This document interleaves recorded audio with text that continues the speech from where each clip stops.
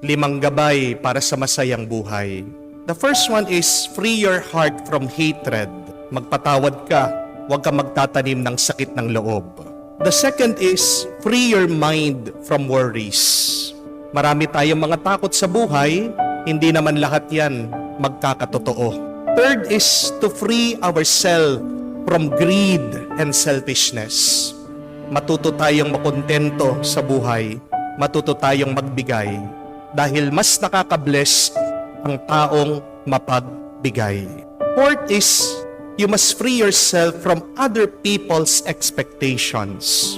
Kailangan nating tanggapin, hindi lahat ng tao magugustuhan tayo. Pero dapat, wag nating ikasama ng loob yun.